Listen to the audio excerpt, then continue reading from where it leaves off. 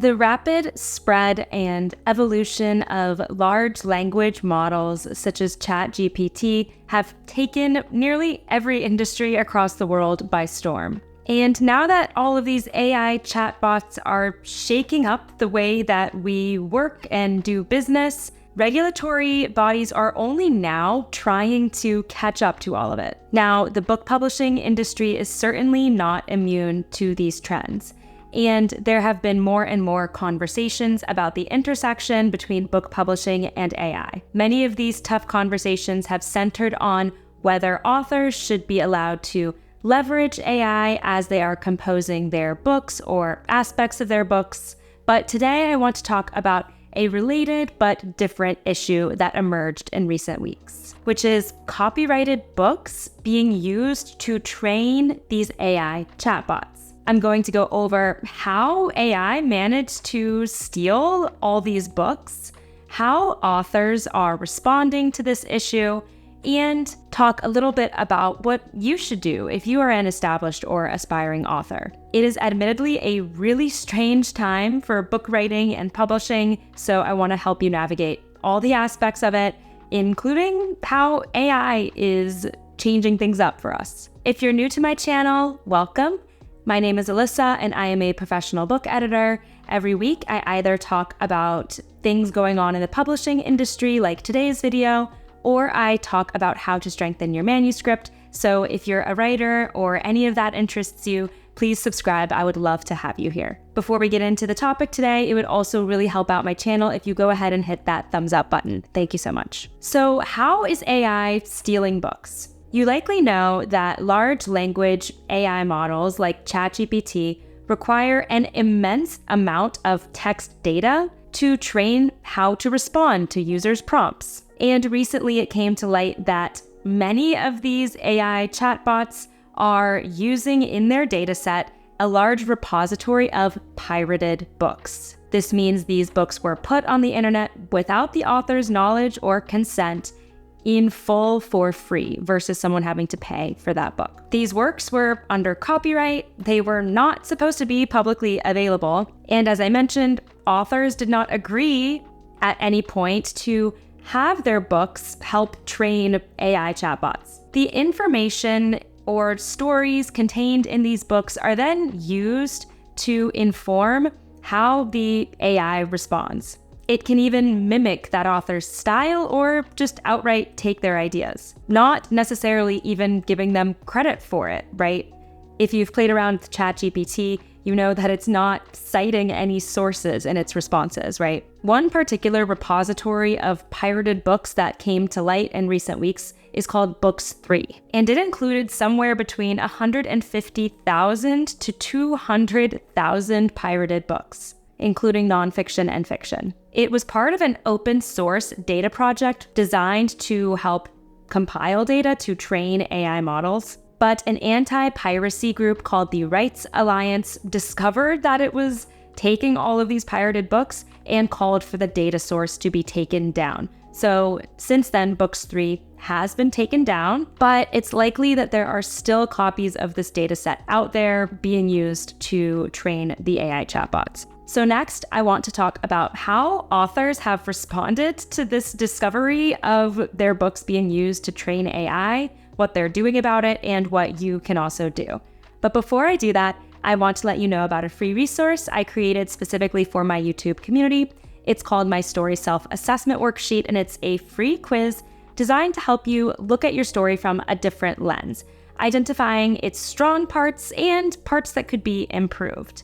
Basically taking an editorial eye to your manuscript. The link is in the description below, and downloading that is going to sign you up for my newsletter, where I provide exclusive insights into the publishing world from publishing industry professionals and successfully published authors. So you don't want to miss out on all of those amazing tips. If you want to go straight to the newsletter, the link is also in the description. So as you can imagine, when authors discovered that their books were being used in this way, many of them were not happy. In fact, more than 10,000 authors signed an open letter to the CEOs of major AI companies put together by the Authors Guild. This includes the CEOs of companies like Meta, OpenAI, and Microsoft. And some of the authors who signed the letter include Margaret Atwood, Roxane Gay, Dan Brown, and James Patterson. The authors asked for 3 specific actions to be taken relative to AI's use of their work, and I'm going to read those for you. Obtain permission for use of our copyrighted material in your generative AI programs.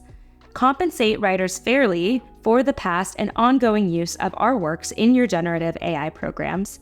And compensate writers fairly for the use of our works in AI output, whether or not the outputs are infringing under current law. Time will tell how people in leadership positions at these AI companies respond to this letter and deal with the issue of pirated works being used in the AI datasets.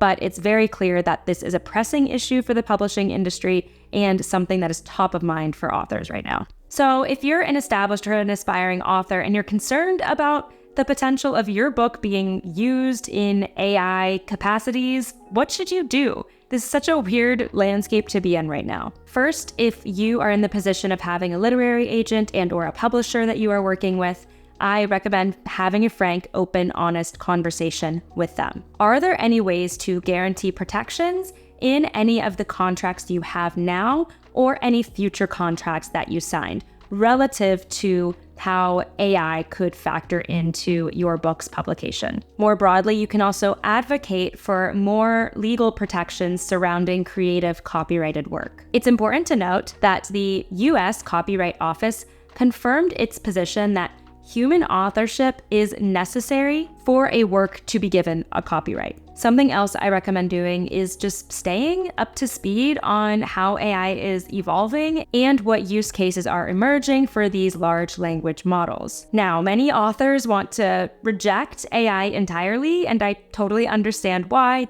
You want to focus on telling your story from your own mind. Maybe you even want to pretend that AI doesn't exist at all. You just want to dissociate from it. But the truth is that you can't protect yourself or your work if you just don't know what it is or how it works. So even if you don't want to use it in any capacity, at least make sure you understand what's going on. And lastly, know your worth as an author and as a creator. Don't let your creative product be taken advantage of. The authors who signed that open letter to the AI companies emphasized that this technology was only made possible because of their work. It's a required component of how this technology has even come into existence, right? So even though obviously there is an issue with how this is being handled right now, I hope that it at least assures you of your value as an author and that the value of the stories you are bringing into this world is not to be discounted and is not going away,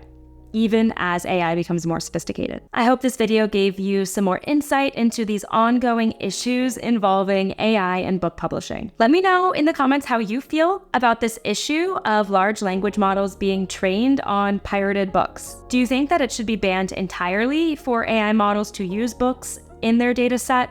Or do you think some kind of compensation arrangement should be made? Let me know what you think. If you're interested in my thoughts on AI and the future of publishing, check out my other video where I talk about why AI is not the death of creative writing. And before you head out, don't forget to hit that thumbs up button, subscribe to my channel if you haven't already, and grab your free story self-assessment worksheet and check out my newsletter link in the description below. Thanks so much for watching and happy writing.